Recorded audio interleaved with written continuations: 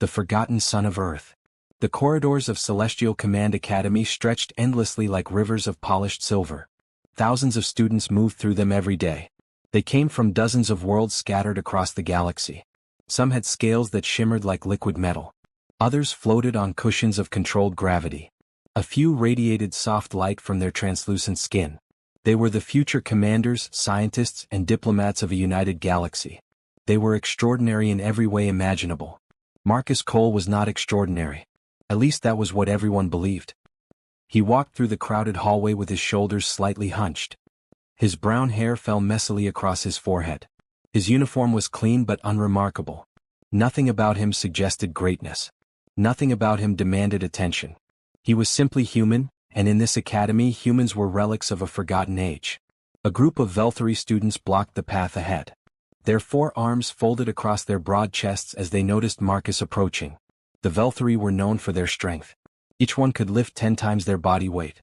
They considered humans fragile, breakable, and utterly beneath their notice. The tallest one stepped forward. His name was Karath, and he had made it his personal mission to remind Marcus of his place. His yellow eyes narrowed with amusement as Marcus tried to walk past. "Where do you think you are going, soft one?" Karath asked.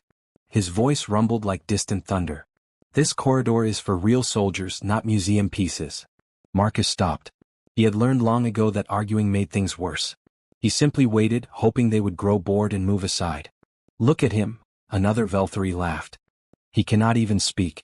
Humans truly have devolved since their glory days.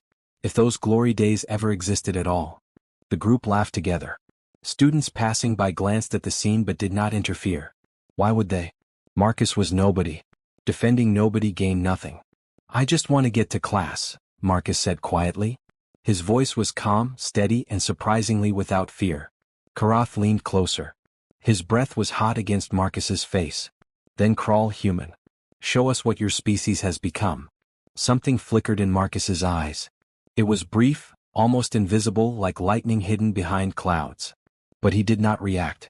He simply stood there waiting. A sharp tone echoed through the corridor. "The daily assembly announcement." Karath straightened and stepped back reluctantly. "Saved by the bell," he muttered. "But tomorrow, soft one, tomorrow there will be no interruptions." The Velthari walked away, their heavy footsteps echoing like war drums. Marcus remained still for a moment. Then he continued walking as if nothing had happened.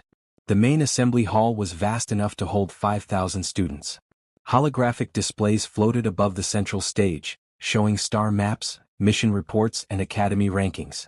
Marcus found his usual spot in the back corner, far from the attention of instructors and classmates alike. Beside him sat the only person who acknowledged his existence. Her name was Lyra Venn, a Solarite from the distant Helix Nebula. Unlike most Solarites whose skin glowed with captured starlight, Lyra's glow was faint, almost dim. She was considered defective among her people, which made her an outcast just like Marcus. "Karath again?" she asked without looking at him. "Does it matter?" Marcus replied. "It matters to me." Lyra finally turned to face him. Her silver eyes held genuine concern. "You should report him. The instructors would listen." Marcus almost smiled. They would listen to a Solarite, even a dim one. They would not listen to a human. "You know that." Lyra sighed. She did know. The galaxy had moved on from humanity centuries ago. Earth had become a quiet world, isolated and forgotten. Humans no longer commanded fleets or discovered new worlds. They existed in the background of galactic civilization, tolerated but never respected. The assembly began. Headmaster Zoran, a towering being of crystalline structure, addressed the students. His voice resonated directly in their minds, a telepathic broadcast that ensured everyone heard clearly.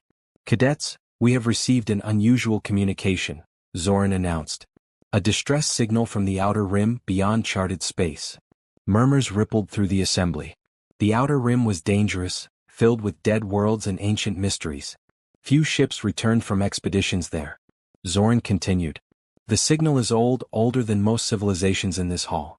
Our analysts have been unable to fully decode it. However, one element is unmistakable." The holographic display flickered. Strange symbols appeared, swirling and shifting like living things. And then, clear as daylight, 2 words emerged in ancient Terran script. "Send human." The entire hall fell silent. 5,000 students turned their heads, searching for the few human cadets scattered among them. Most eyes landed on Marcus. He felt the weight of their stares. Confusion, curiosity, and mockery blended together in those countless gazes. Karath laughed somewhere in the crowd. "The universe wants a human," someone whispered loudly. "Perhaps they need someone to clean their ancient ruins." Laughter scattered through the hall. Headmaster Zoran raised a crystalline arm and silence returned. "This matter is serious," Zoran stated. "The signal's origin predates the formation of our current galactic union by approximately 12,000 years. Whatever sent this message knew of humans long before most of your species had achieved space travel." Marcus's heart pounded. 12,000 years. That was before the Velthari Empire, before the Solarite Ascension, before everything he had learned in history class. What could possibly be that old and still functioning? "Cadet Marcus Cole," Zoran's voice spoke directly into Marcus's mind, singling him out. "You will report to the command center immediately after this assembly. The council wishes to speak with you." Every eye in the hall locked onto Marcus. He stood slowly, feeling smaller than ever. But somewhere deep inside, something stirred. It was faint, like an ember buried beneath ash. He did not understand it yet, but it was there, waiting. The command center was located at the heart of the academy.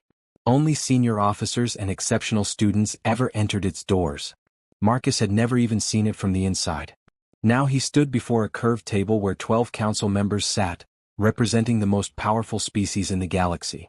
Headmaster Zoran gestured for Marcus to approach. "Do you know why you are here?" a council member asked. She was ethery, her form composed entirely of shifting energy patterns. "The signal mentioned humans," Marcus answered. "I assume you want to understand why." "Correct," another member said. This one was Krell, a massive being covered in stone-like armor. "We have searched our historical archives. 12,000 years ago, humans were not the quiet species they are today.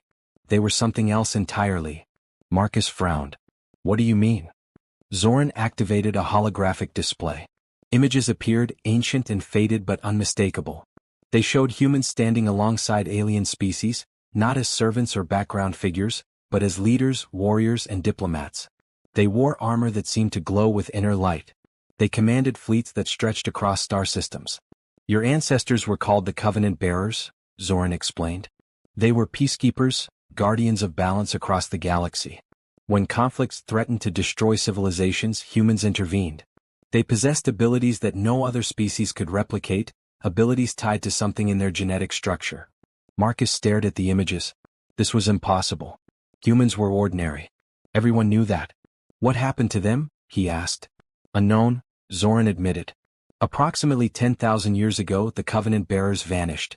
Humans retreated to Earth and forgot everything. Within a few generations, all knowledge of their true heritage was lost." The Ethery Council member leaned forward. "The signal we received originated from an ancient Covenant station. It has remained dormant for millennia. Something has awakened it, and it specifically requests a human." Marcus understood now. They needed him not because he was special, but because he was human, and humans were connected to something far greater than anyone remembered. "What do you want me to do?"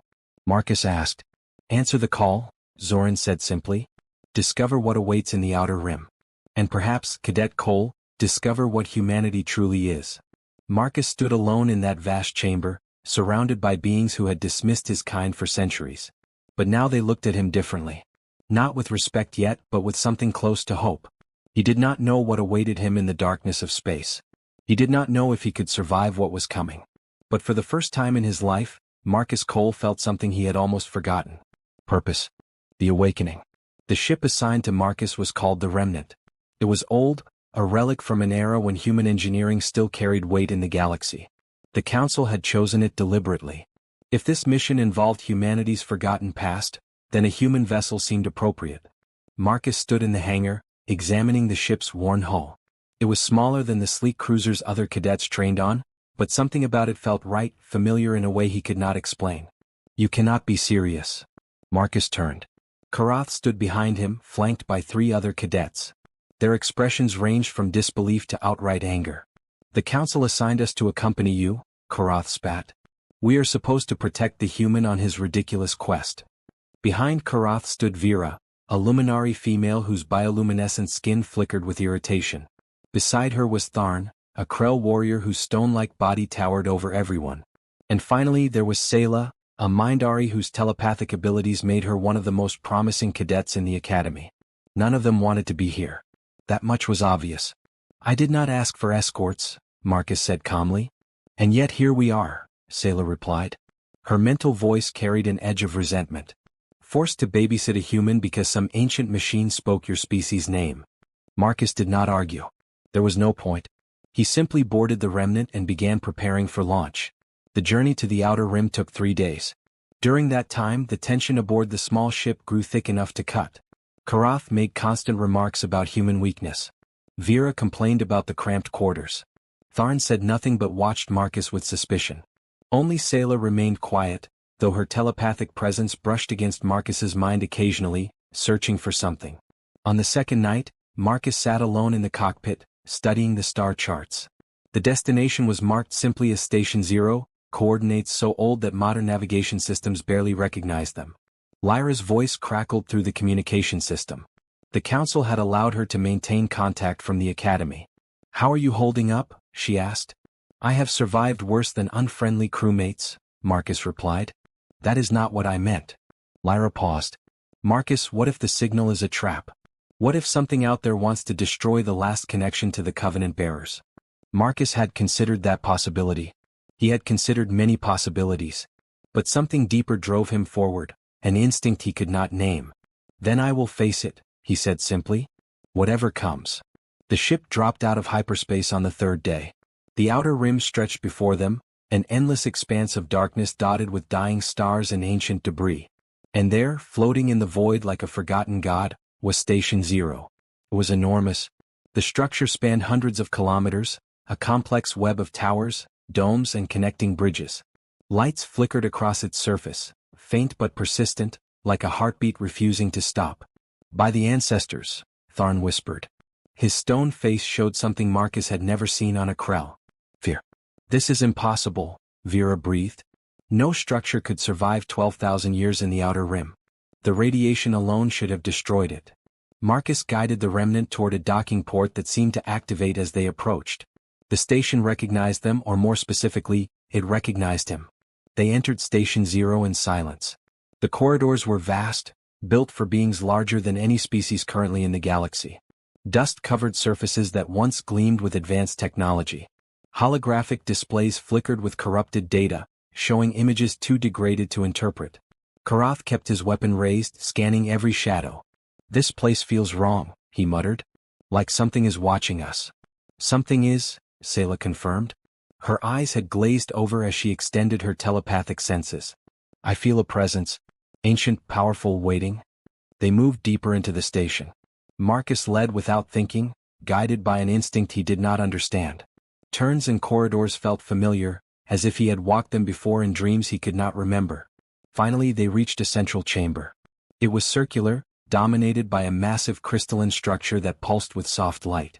And standing before it, frozen in some kind of stasis field, were figures. Humans. 12 of them, preserved perfectly across millennia. They wore the armor from the Council's archives, the Covenant bearer's signature design. Their eyes were closed, their expressions peaceful.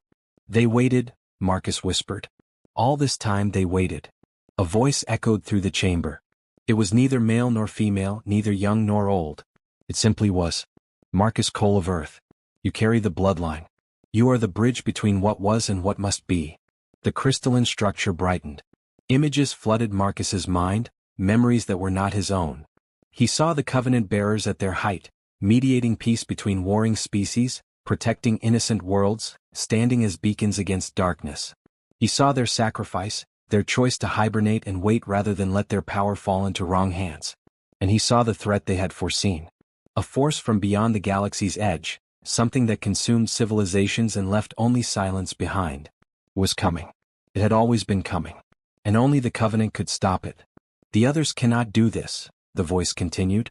Only humans possess the genetic resonance to channel the Covenant's power. You must awaken what sleeps within you. Marcus felt something inside him shift. The ember he had sensed before roared to life. Energy flooded his body, ancient and overwhelming. His classmates stumbled back as light erupted from Marcus, illuminating the entire chamber. When the light faded, Marcus stood transformed. Not physically, but something in his presence had changed. He radiated calm authority, the same energy visible in the frozen covenant bearers around him. Karath stared, his weapon forgotten. "What are you?" Marcus looked at his hands, then at the aliens who had mocked him for so long. "I am what humanity forgot," he answered quietly. "And I am what the universe needs us to remember." The station hummed with awakening power. The 12 ancient covenant bearers began to stir from their long sleep. And somewhere in the darkness beyond the galaxy's edge, the coming threat sensed that its ancient enemy had finally returned. The universe had called Marcus Cole a nobody. His classmates had dismissed him as nothing. But legends are not born from what others believe. They are born from what one chooses to become. And Marcus Cole had made his choice. The end.